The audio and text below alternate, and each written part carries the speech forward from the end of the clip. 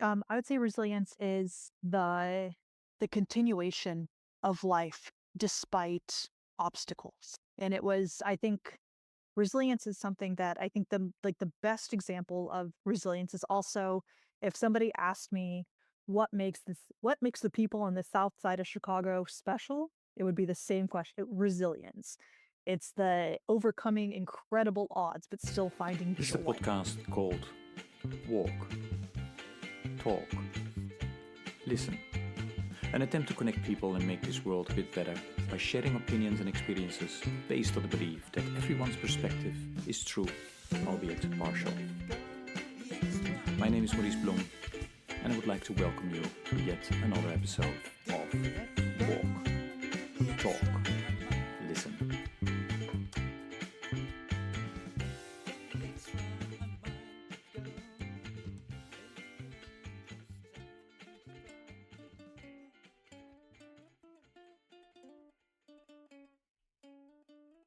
Okay, good day, everybody. This is another episode of the podcast Walk, Talk, Listen. And as always, I'm delighted with today's guest who introduced herself. Sarah, please go ahead.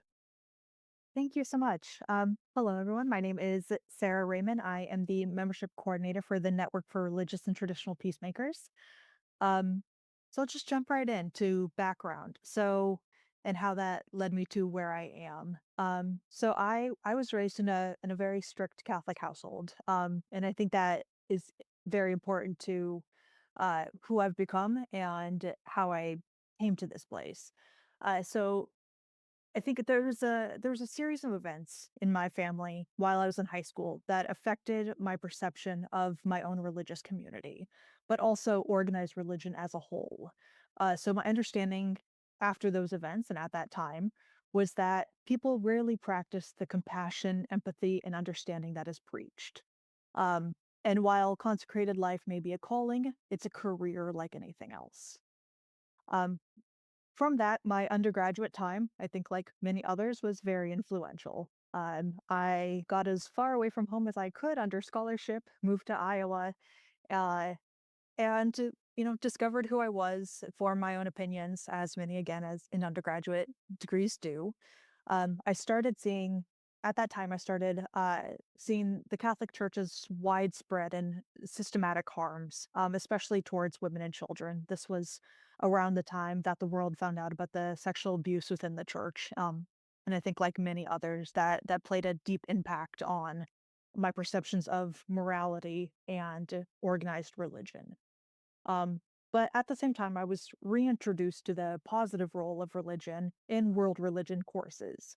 I was particularly interested in Islam in the Middle East, specifically how Islam was portrayed within the media and in my circles back home, and what I saw within the courses that I was in, the positive role that it was playing, and the peace in the neighborhood aspects.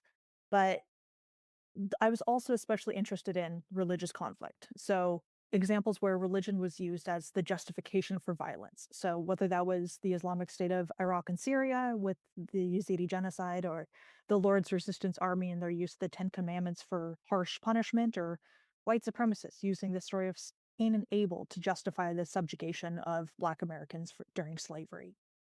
So I think the pivotal moment in my education was a politics, religion, and ethics course taught by Professor Mark Gammon.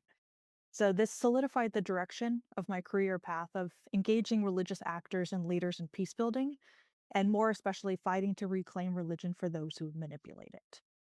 So I had a friend at the time. He was really into basketball, and he would say, "Ball makes the world go round." And I would always say, "No, love does." And at the basis of every religion is love. And what people do with it after that is a reflection on them, not on faith.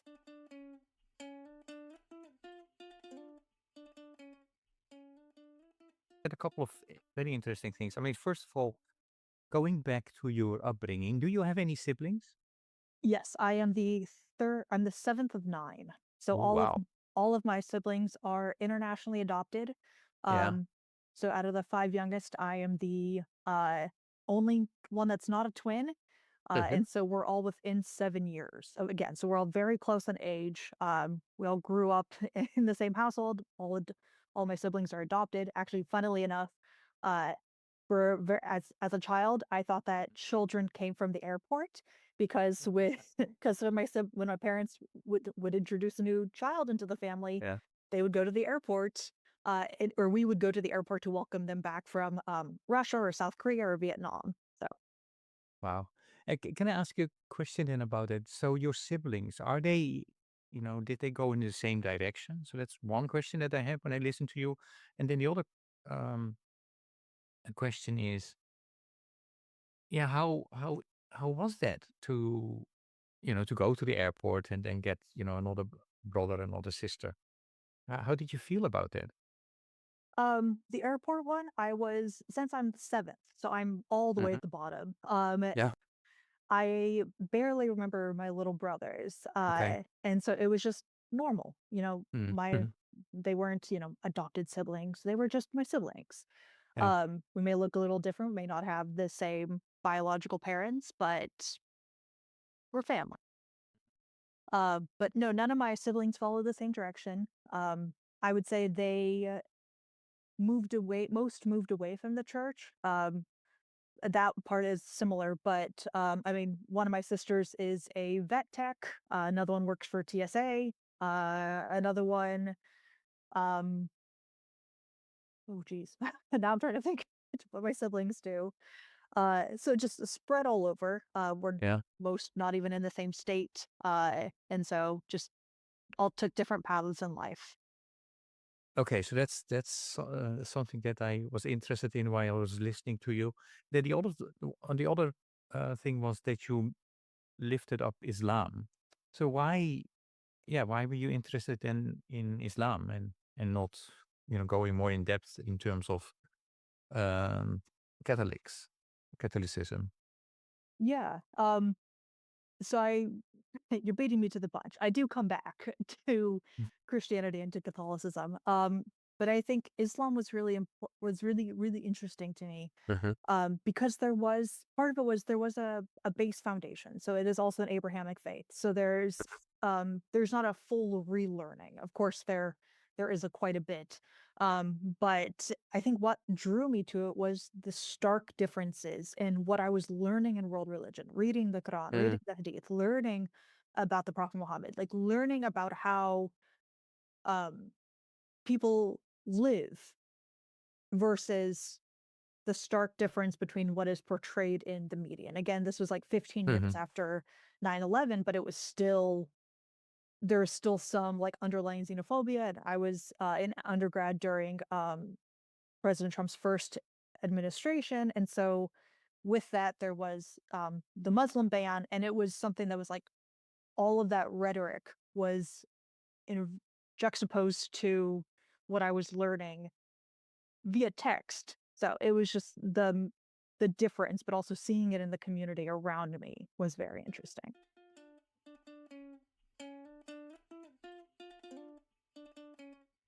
So in between master's degrees, I do have 4 master's degrees in wow. Christian theology, women and gender studies, conflict analysis and resolution, and Mediterranean security. So I like to say I collect degrees like Pokemon, but so in between those degrees, I pivoted some of my research interests. I focus more domestically and a little closer to my theoretical or spiritual home. So, as a theologian studying and attempting to reclaim Islam from terror organizations like the Islamic State or the Taliban, um, I was confronted by the knowledge that the easiest way to shut down my arguments was to simply say, "You're not Muslim, you wouldn't understand." And with that, then I started shifting my focus to reclaiming Christianity from Christian nationalists and extremists within the United States. So, staying a little bit closer to my community, but then also a little bit closer to my um, theoretical home. But, I'd say despite a resume on and around religion, I identify as intellectually religious, not spiritually, as I'm drawn to different theologies like Karl Rahner's concept of original sin or John Calvin's notion of predestination as he originally intended, or the Jewish understanding of hell. And then, of course, so many perceptions and pieces of feminist and womanist theologians and biblical scholars like Mary Daly and Audre Lorde and Phyllis Tribble. But I research religion and I work within this space because it's religion is used to justify violence against vulnerable populations. And if religion is part of the problem, then it needs to be part of the solution. Oh, thanks. I was just thinking about how you called yourself. Um, is that yeah? How big is your, how many people are would you say percentage wise consider themselves like you labeled yourself? Yeah. Um, I would say more than you would think, but not Hmm. that many. Um, Hmm. because I would say it's not uncommon to find atheists in theological and Masters of Divinity programs. It's not actually that unusual. Um, but I think it's also closer if you looked at like general public, you would see more likely people would identify as uh, spiritual but not religious. And I Yeah. also don't think I would put myself into that category either because maybe not I wouldn't identify as as a spiritual person. Hmm. Okay. Okay. That's helpful. Then the other thing I was thinking of is what you mentioned about love. And can you explain that further? Yeah. I think it's also it comes down to the basic. Right. God is love. There's no asterisk on that. You can speak about Jesus and the message. It's you can look at the underlying beliefs of every religion, whether that be Hinduism or Sikh or Buddhist or any Abrahamic faith. Like you can look at all of those, and one of the core foundational understandings is love, and it's whether that's love your neighbor or love God as I have loved you, whatever it is, it's love, and there is no asterisk on that.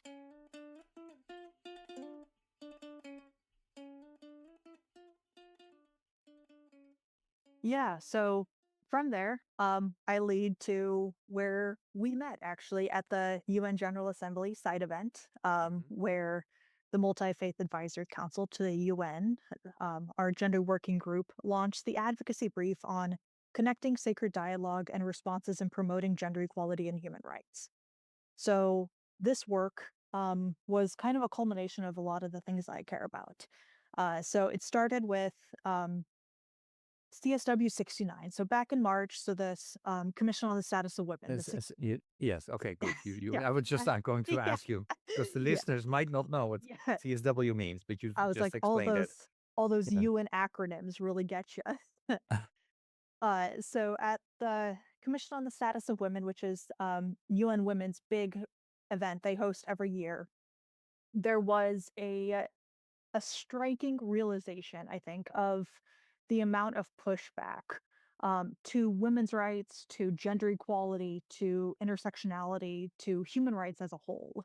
And it wasn't just, one or two actors saying something, it was quite a few. And it was, again, using some of the same language that each other, like they were all using the same language, which is concerning because it, uh, hinted at something that was bigger going on, and it was more of a global pushback against human rights, women's rights, sexual and reproductive health and freedom, intersectionality, gender equality. Again, the 12 major uh, goals under the Beijing Declaration, but those are the five that the research kind of that we carried forward.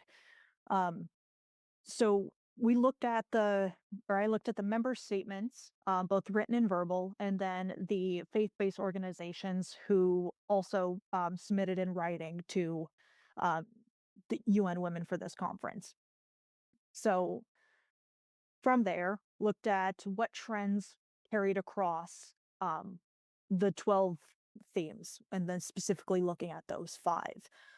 Presented research, which you heard at the side event on what the concerted effort was, a quote from one of those member states, and then a opposing quote from a faith-based organization. And most of the times, it wasn't in direct competition. So, for instance, if just going to throw it out. If Cameroon said there are only two sexes, there is only two genders, biologically male and biologically female.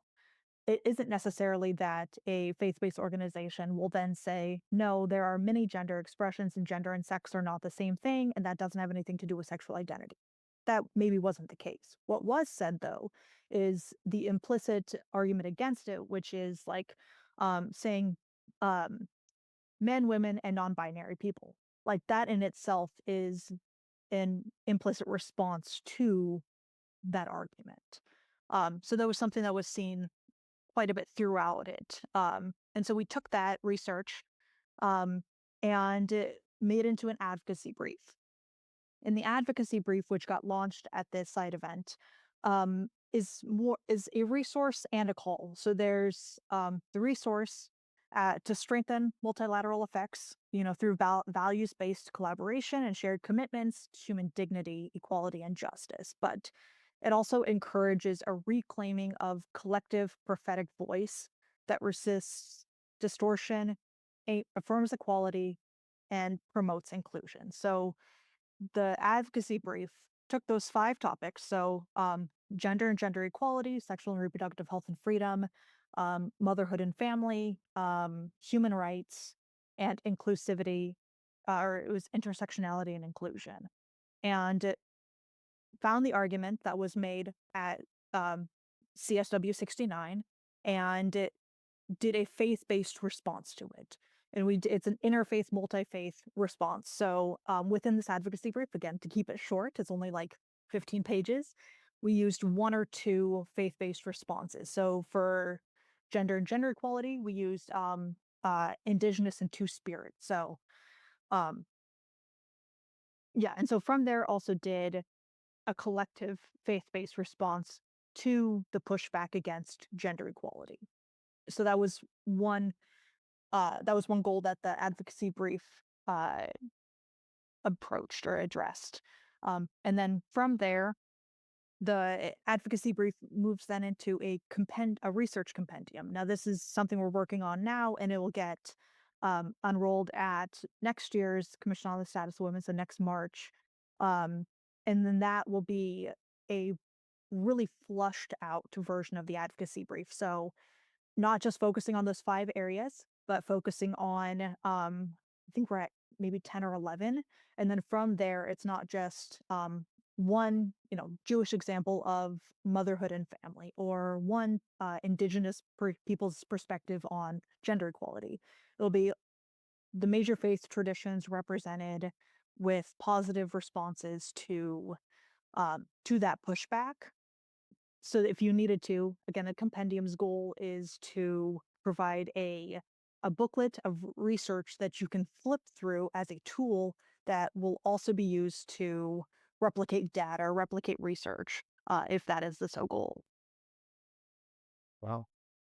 Well, that's a lot of work. I would like to take us back though, Mhm. a couple of steps, because I understand. So, this research is showing this is kind of a pushback of where we are at this moment.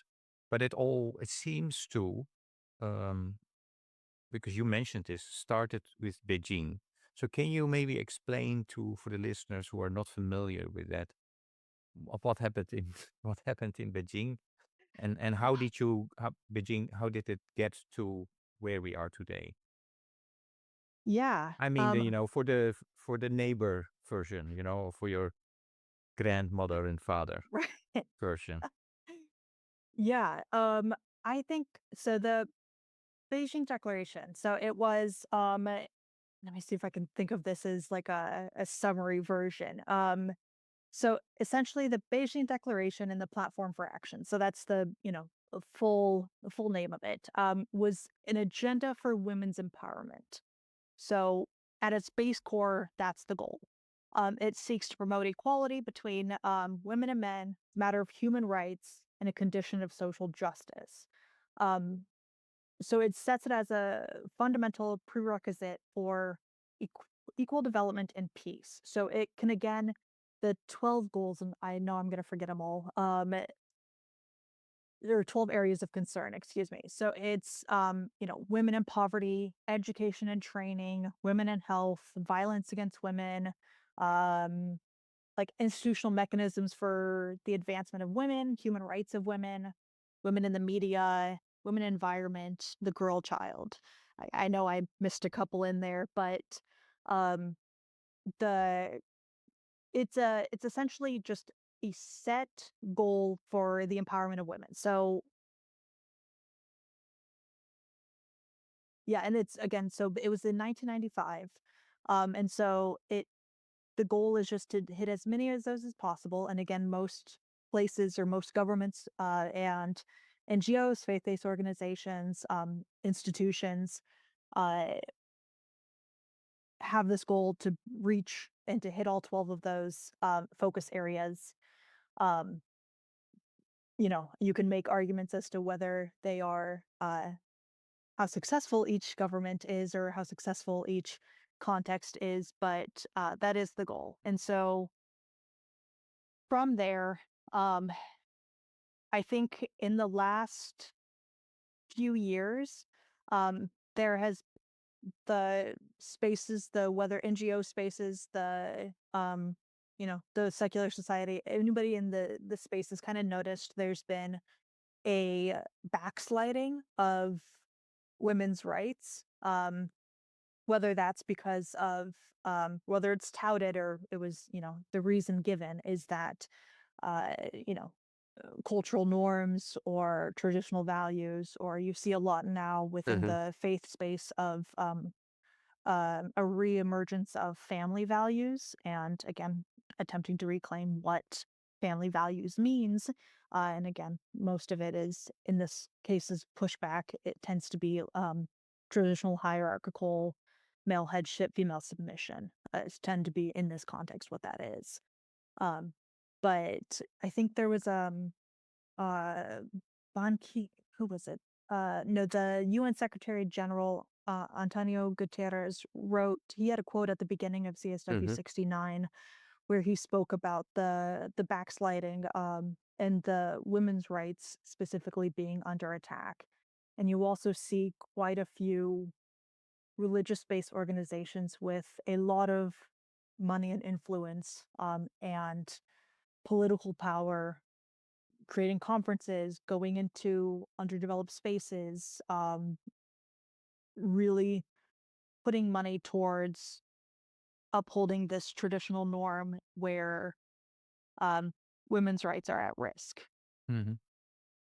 No, thanks for that, Sarah. And I think it's really helpful also for the listeners who are, not as familiar. They don't drink their coffee in the UN buildings and stuff, Um, but I as you know, I always have a question also about the SDGs. To my guests, and I know you're very familiar with that, of course, and it's part of your work.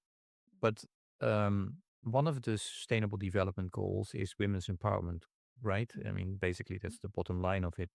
Yeah. Goal five. Again, for the listeners to refresh their memory, goal one and poverty, goal two and hunger, etc. 17 goals that we worked on as a world, and there was some kind of consensus on, we agree on this, and might not be perfect, but everybody tried to contribute to that. But Mhm. uh, what I always am explaining to the listeners is we are almost to 2030, 5 more years to go, but on average we are only at 15 to 17% of the goals that we have set. Now I'm listening to you, and that pushback um, on women's rights. Is that maybe one of the, a huge reason when we are not on the right track? That this Yeah. pushback towards the role of women within this whole thing is changing. Yeah. Any thoughts on that?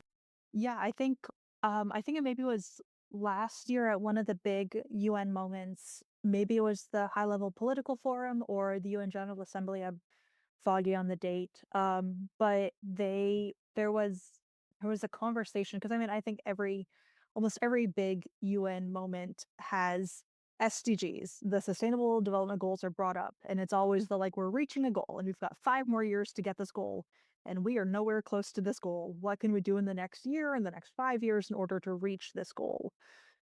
I think with the backsliding of SDG 5, so women's equality, you do get quite a bit of that rollback. Because again, women make up 51% of the world's population. And again, like hunger, climate, security, like poverty, all of these are incredibly important, but they also disproportionately affect women and girls and marginalized populations. And the most marginalized population in any population are um, girl children, the girl child, women, people with disabilities, religious minorities. So you have every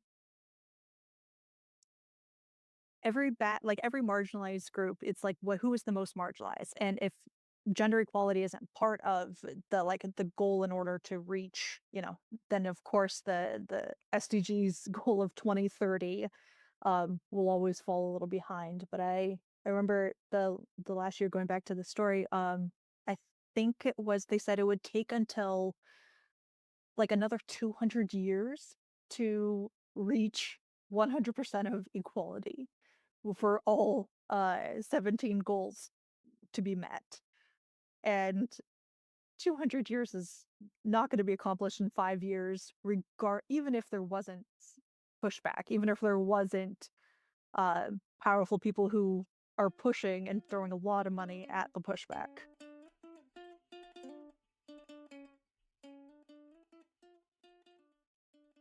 Wow. Wow. Um, yeah, thinking about, reaching goals or being, far away from it. I just came back from the Inner Development Goals Summit. It was held in Sweden last week. And, basically that particular community that has worked on these inner development goals, and under it are 25 skills now, like empathy, critical thinking, forgiveness is a new one. um, they are saying that, the reason that we are not reaching those sustainable development goals, that we're behind, is that we did not pay proper attention to the abilities, skills, and knowledge that you need as an individual and as a community. Therefore, Mm. they came up with 5 inner development goals: being, thinking, relating, collaborating, and acting. I just am asking to my guest, are you familiar with the inner development goals? And if yes or if no, what are your thoughts? Especially, I'm interested because you work, very much on faith and faith-based organizations. Are there some linkages there, or how do you see that? Yeah, I think there's definitely. That's a great question. There's there's definitely something I think that doesn't work, and I think that's obvious in the fact that we only have 5 years to go, and it'll take us 200 years to get there. Um, Empathy, compassion, all of these are so incredibly important in order for, I mean, even if we just talked about healing, like if we were looking at conflict spaces, which we typically are, if we are looking at this, it's you need those skills. You need the empathy, the compassion, forgiveness, all of these goals, collaboration, um, to reach a point of communal and individual healing.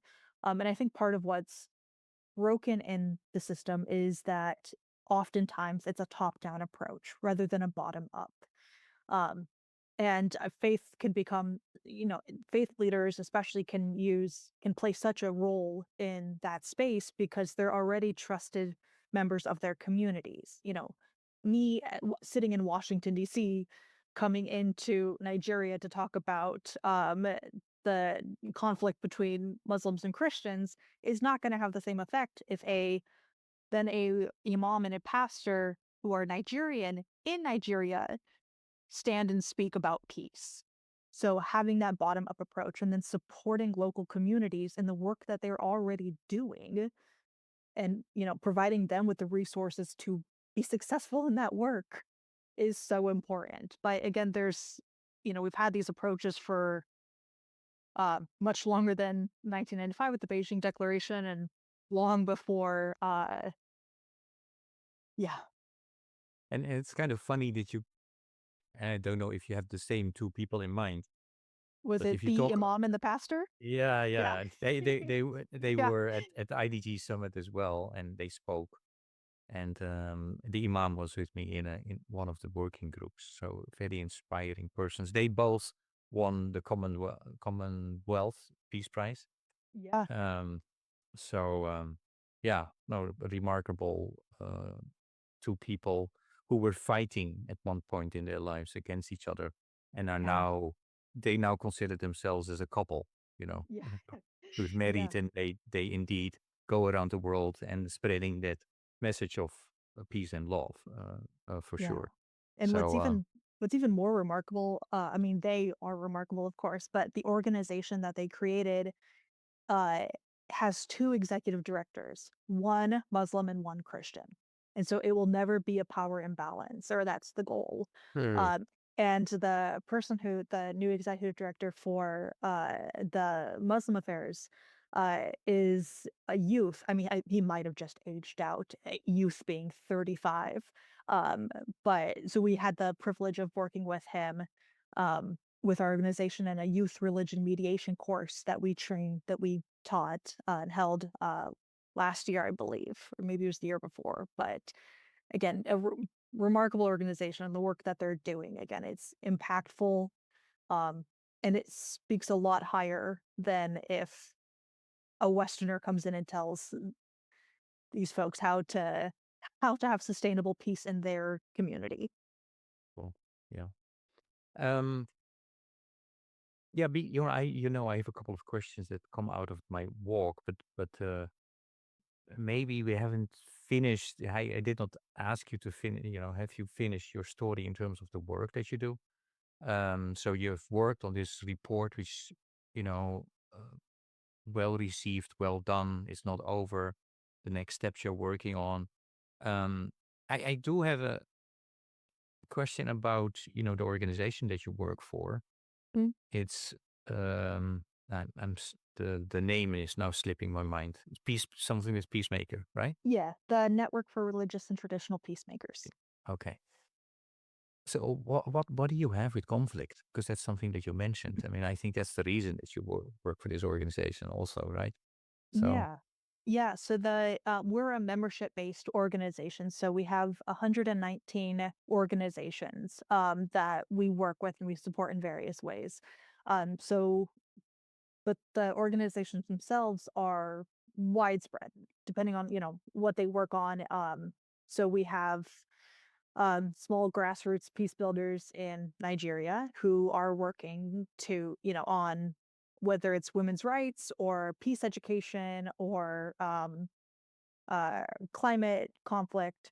Uh, and then we have, people in Southeast Asia who are doing work in Myanmar on psychosocial support and mental health, during and post conflict, as post conflict as you can claim Myanmar is.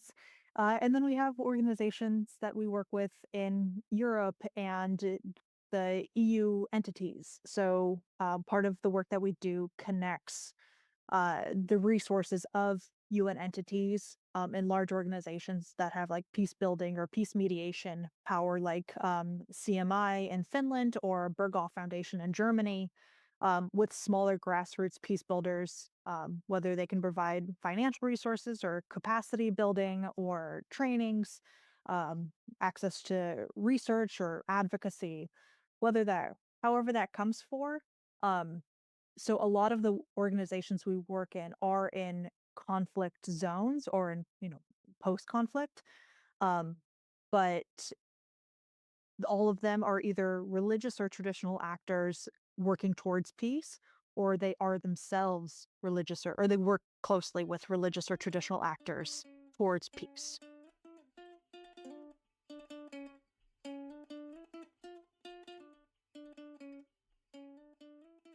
okay, wow. Um, no, and it's fascinating work which you all do, and before we forget, uh, people can go to peacemakersnetwork.org to find out more or to be a supporter, become a member, etc. Right? So, how long Yeah. have you been working for them?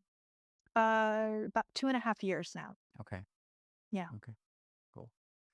Um, yeah, I would like to take a little jump now, Sarah, and that is, well, I told you this particular podcast is a spin-off of my walk. Again, listeners, I'm starting Saturday or Sunday, for this year's walk in New Jersey and New York. If you want to know more, go to 100mile.org. If willing to walk with me or to support. But when I'm actually walking and I'm, accompanied by somebody for a couple of miles, um, yeah, we often talk about purpose and about religion then and spirituality. And one of the topics that I'm really fascinated, intrigued by is the younger generation and religion and or spirituality. And I know we could have a whole PhDs on the difference between the two. Um, but it seems that, especially in the West, that the younger generations tends to have drifted away from institutionalized religion. That might not necessarily be the case in some of the other um, parts of the world with the younger generation, although there maybe in urban areas the same is happening. Um, yeah, but my question is, yeah, what do you see among in your environment, work and at home in terms of the younger generation? Well, you told already that your brothers and sisters seem to have you know drifted away. You alluded to that in the beginning. So yeah, what do you see happening? And yeah, not any short reflections on that from you? Yeah, I think you're right. You could have an entire PhD on just this question. I think I see two maybe competing responses. So, in my current role, I have the wonderful opportunity to connect with youth peace builders who are using their spirituality to advocate for a better future for everyone in their communities. So, whether that be people living with disabilities, the LGBTQ plus community, women and girls fighting for equal rights, whatever it is, they their passion and their work inspires me. Um, but on the opposite side, I think one thing that's fascinating, and you alluded to it, and I had to stop myself because Pew Research actually just put out new research February 2025, so earlier this year. And it's a research they do often, and it's about the impact of religion in U.S. adults' lives. And one of the results was particularly striking, and it was that 31% of adults believe religion is gaining influence in the American life. And this is the highest percentage it's been in 15 years. It's high, it's 18% higher than it was in 2024. So it's just a huge jump. Um, and they do see quite a bit, again, not to the extent, but was young people are returning to organized religion and more so than they were 15 years ago, where, more likely to identify as spiritual but not religious or none. Um, but in the experts, and again, this came out the in February, so there's still quite a bit of research that needs to be done to delve into those reasons. But experts have stated that it's potentially one of two reasons. So one is that with climate crisis, increased insecurity, challenging times, whether that be financial or political, people turn to the security and comfort that comes with faith and community. On the other side, they've suspected that a reason that you have a younger generation returning to organized religion is that young men are turning as structures that uphold patriarchy and traditional gender norms. So you see this with the Theo Bros, which is a riff off of Tech Bros, um, excuse me, who are high profile evangelical Christian pastors and podcasters who present male headship and female submission as a Christian family value.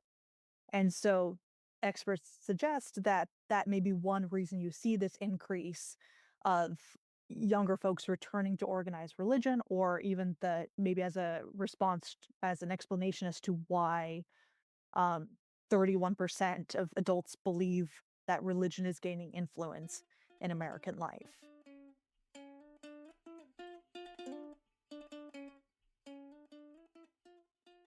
And while I was thinking about you, because I saw the research, but I forgot. Is there a difference between boys and girls in that Mm, I trend?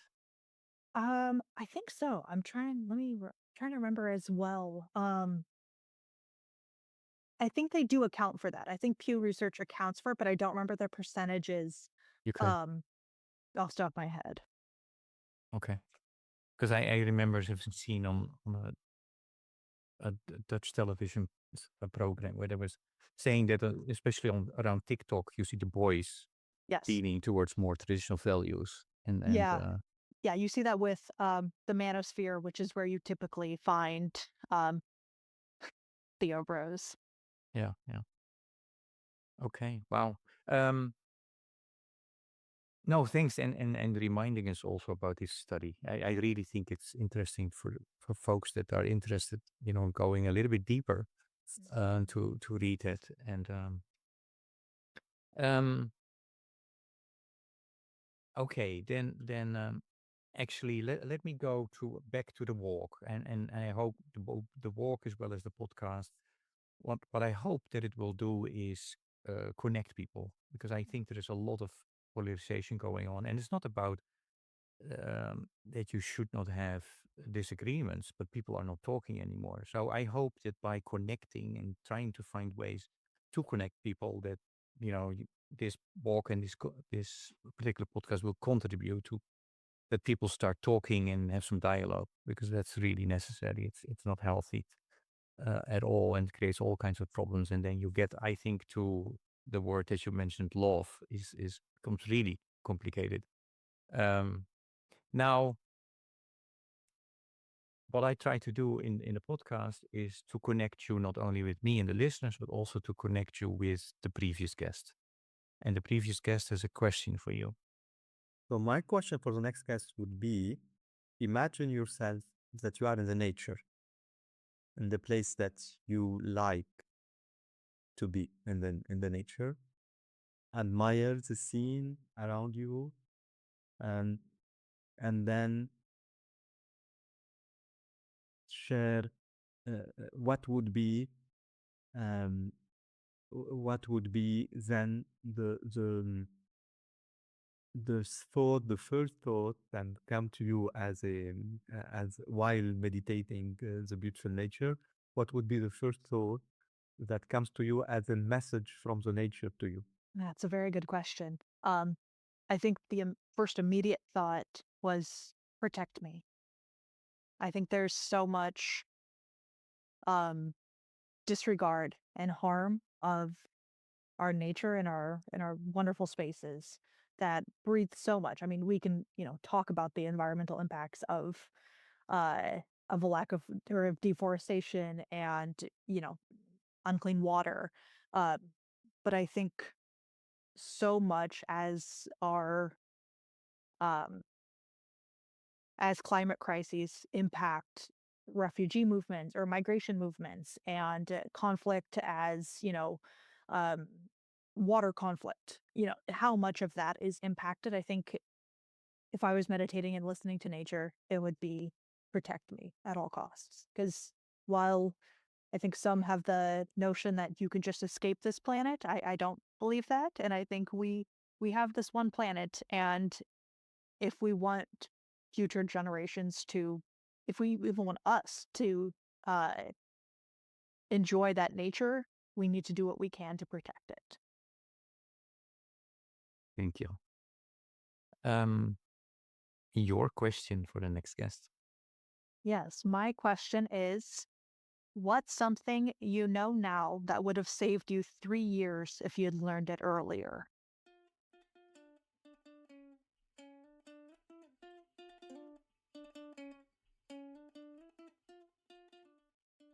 Music is very important to me, so I always have questions about music as well. And yeah, most guests find this the most difficult question, but I'm going to ask it anyway. And that is, um, if I ask you to come up with a piece of music or a song that best embodies, for the big part, who you are, Sarah is, which piece of music or song would that be and why? Yeah, I think you you nailed it on the head when you said it was a difficult question to answer. It was maybe the one I spent the most time thinking about. And I still don't know if I have a good response. But I think Lindsay Sterling. So it's not one song, and I do apologize for that. So Lindsay Sterling, she's an artist who is classically trained in violin. But she incorporates pop punk rock into her music to create a new sound and a new genre, even. Um, and I think you could pick maybe any of her songs and it would apply. But I would say her music is maybe most accurate because she's interdisciplinary, a little radical, but at the base of her music is classical.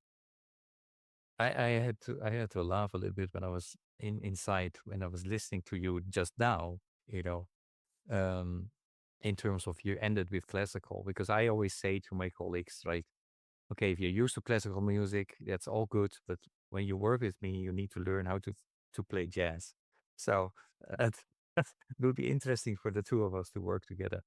Um, and that doesn't mean that I do try to surround myself with classical people, because I do understand that that's really much necessary as well at times. So, balance within life is good, I think. Um, yes, Sarah. You know, if I would ask you, do you have a message or a question, um, or an invitation for the listeners? Yeah, what would it be? Yeah, I think the message I'd like to leave with listeners is this: have hope and remember that the pendulum swings both ways. Life has seasons. There are moments when things feel heavy or uncertain, but those moments don't last forever. The same way the pendulum moves back towards light, so do we. So hold on, trust the swing, and know that better days are always on their way. Well, um, talking then about hope. Let me first ask you a question. Yeah, what worries you most then at the moment? Because that's often, you have hope and there is an issue that seems heavy and difficult. Yeah, well, what worries you? Yeah, I think starting with hope and then we can go into the concern. Um, I think going back to our earlier conversation, Mhm. I think young people of faith often give me hope. They're often dismissed, you know, for their inexperience or as apolitical, but they're the ones that are most connected through digital media, social movements, interfaith networks. You can see it even through like the Gen Z revolutions in Madagascar and Nepal and Bangladesh, like there's power there. And you see it across, Asia, Africa, Middle East. Young religious leaders are organizing peace camps, running online campaigns against hate speech, and creating interfaith groups that counter extremism with understanding. So there's such a power there that is often not understood or utilized or not, provided the space. But young people of faith um, tend to give me hope. No, so and so that's, yeah, wonderful. Thank you for sharing that. Going back, what worries you at the moment most? Lots of things. But I think the thing that worries me, I think the base is the cruxus of all of it, is maybe how the Overton window is shifting. And for listeners, so the Overton window or the window of discourse, it's when a range of acceptable beliefs shifts, causing formally radical notions to become normal or mainstream. So think of like, well, a more dramatic way to say it is like a frog boiling. But what worries me within that, so you can see that through the threat to democracy, backsliding of women's rights and human rights, Christian nationalism specifically concerns me. And you see the Overton window shifting. One example would be so 20 years ago, Christian identity, which is the like religion, that is the foundation of most Christian nationalism, um, was practiced by fringe groups and extremist organizations like Aryan nations. Now those are commonplace. Now there are people with influence and power who have those understandings and those belief systems, and the Overton window is now shifted to incorporate more of those radical perspectives that were again fringe 20 years ago. So that concerns me. But then I will bring it back to the hope, and because you explained it. Very often when I talk with younger generation and emerging leaders, and I tell them that when I ask these questions about hope, you guys are being mentioned, and many of them then get upset actually, in a way, because they say you cannot just throw everything on us. We are all in this together. You made this mess. Yeah. Yes. Any any Yeah. reaction to that? Yeah. Yeah. I think there is a fair point. It's the amount of it is deeply unfair to push all of the responsibility for problems they did not make onto them. That is absolutely certain. I don't also know why I'm saying them. I'm under 35. I can say us. Reclaim my youth. Um, but it's it's so tricky. I think because there's also something. I think maybe my favorite age group is 18 to 24. Like in that undergrad, it's still like the hope and the passion and the desire to change the world, the belief that you can. And I think as a lot of that responsibility being pushed on younger generations tends to be because there's an acceptance that the world can't be changed. And so they look to those who still have amounts of hope. Excuse me. Because they have hope, that hopefully they can make a change that the world hasn't beaten out of them yet. But you're right, it's not fair.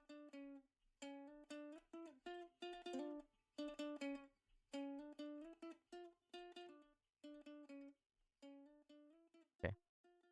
Um, maybe going back to the word love that you used, and I think I have a kind of a question that's related to it. Um, on Steve Hartman of CBS used to, or maybe he's still doing this. I'm not completely sure. He's from the US, doing this in the US. He examines how one simple act of kindness creates a ripple effect, or you know he, he's seeing if this is true or not, or showing.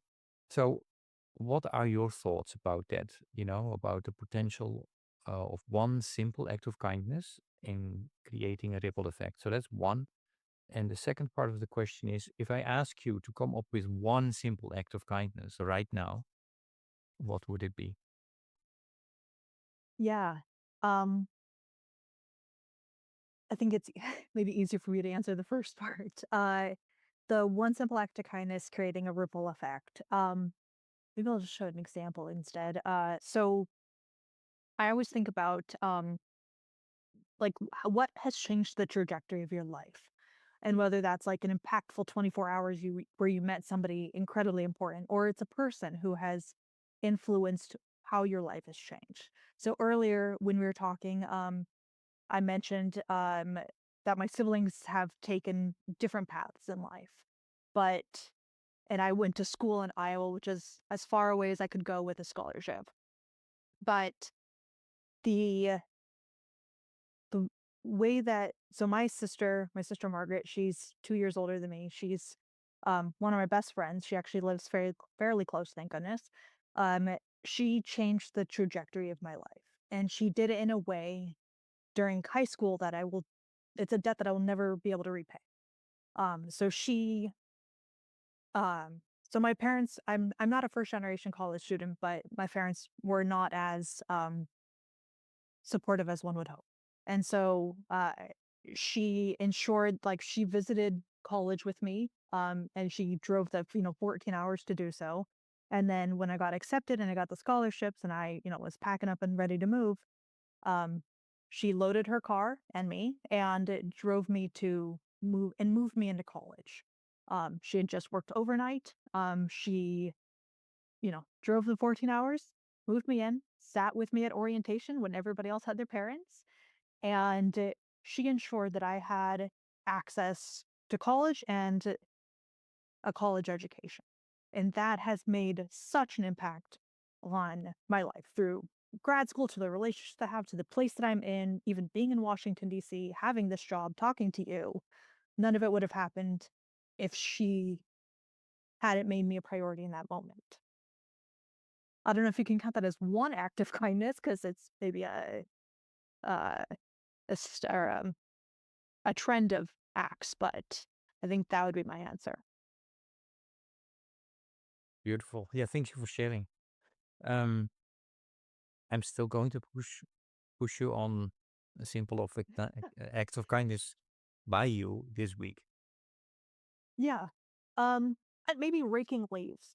Like I live in an older neighborhood, Really? um, and my neighbors um, are both um, are both older and leaf pickup. We have big oaks, and so leaf pickup is one piece, and it's one act of neighborliness. Um, and just taking the extra time, you're already out there raking yours. Takes almost no other effort to assist your neighbor next to you. It adds to um, I mean, it's an act of compassion, but it also ensures that the neighbors don't have to risk bodily harm or even, financial strain hiring somebody to come out and do it.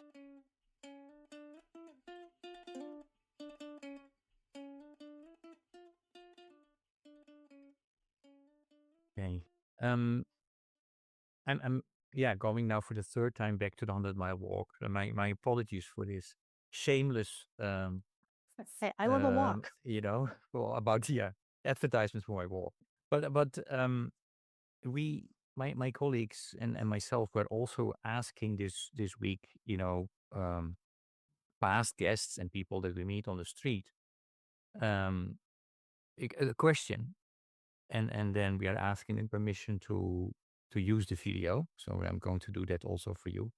Do you give permission that I film the next question that I'm asking and then your answer? And the question is, if you would be asked to walk 100 mile for, why would you walk 100 mile? What would you walk 100 mile for? Mm. The answer at the top of my head would be dementia and Alzheimer's research. I recently lost my mother. She had early onset dementia. Uh, and I mean, as many who have loved ones in that space, it's never the dementia or the Alzheimer's that actually is the final nail in the coffin, if you will. But it's usually, it, weakens your immune system. You are more susceptible to illness. Um, but there's also very little understanding of what actually causes dementia and Alzheimer's. Um, yeah, so I think I'd walk 100 miles to raise awareness to, encourage lovely folks in the STEM field to contribute additional resources and time and energy to finding the source and then a cure. Yeah, no, and well, that I walk for hunger, injustice, Yeah. and poverty, and this year it goes to JLI, but unfortunately, I know everything about dementia and Alzheimer as well, because on both my own mom as well as my mother-in-law as well. So I'm so sorry. um, yeah, so now that's yeah, one of the more terrible Yes. uh, diseases out there for sure. Yeah. Um, okay, the other question that we ask this week is about resilience. Mm. And yeah, if I ask you to define resilience, Mm. Yeah. I would say resilience is the the continuation of life despite obstacles. And it was, I think, resilience is something that I think the best example of resilience is also if somebody asked me what makes the people on the south side of Chicago special, it would be the same question, resilience. It's the overcoming incredible odds but still finding joy.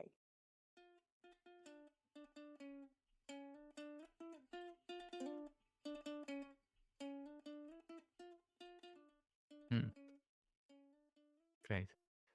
Um, hey Sarah, these conversations always go fast. I I mean, we touched upon a lot of things, and we could do another couple of episodes. Um, Still, we need to end it here. But is there maybe one question that I did not ask today that I should have asked you? No, I think you hit actually a question I have for you maybe is um why do you focus on the people and not the work? Like what makes people, I know you said connections, but like what makes people interesting to you? Hmm. I've had many smart guests who were trying to get me into becoming the guest instead of the host. And I've fallen into the trap. So why do you think I'm focusing on the people? I had this conversation with a colleague because when I got your list of questions, and you know, you heard me present my research. I was like, but the research, it's about the research. And she reminded me, and it's a colleague that I've known for now, worked with for 2.5 years, is that while the research is great, it makes more sense and you can understand the research and the research, or you can understand the research if you understand the researcher. And it was something that like I had told her about one of the family experiences I alluded to. And she had that realization that like why I focus on like reclaiming belief is because of the negative reactions I've had within that space. And so I think the holistic approach to people and to research, of course, includes the person. Yeah, I don't disagree. I actually I agree fully. I mean, and to not to be high. I'm not afraid to share my opinion, as people know. But this particular podcast has also taught me that, and I also mentioned this earlier in the podcast, that I'm not that good of a listener.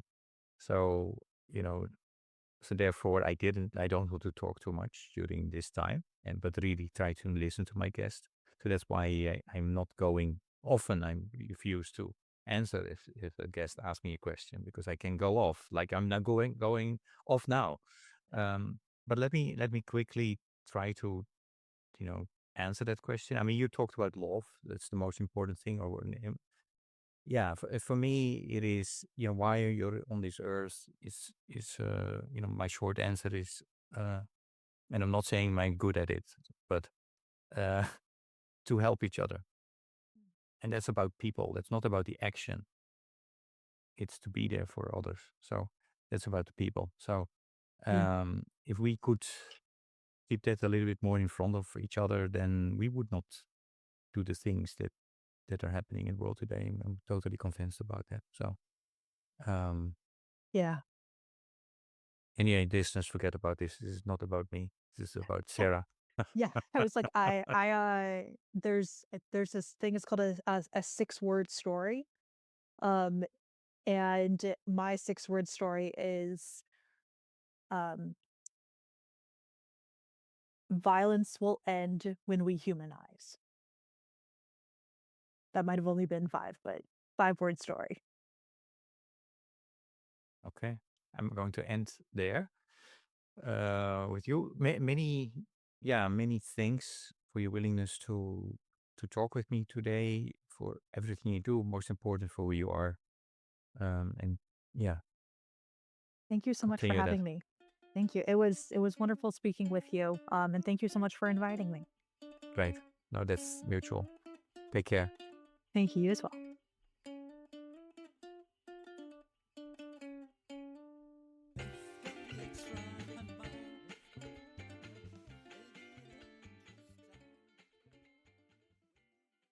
Thank you for listening to Walk, Talk, Listen. Please check us out on 100mile.org or follow us on Facebook or Instagram.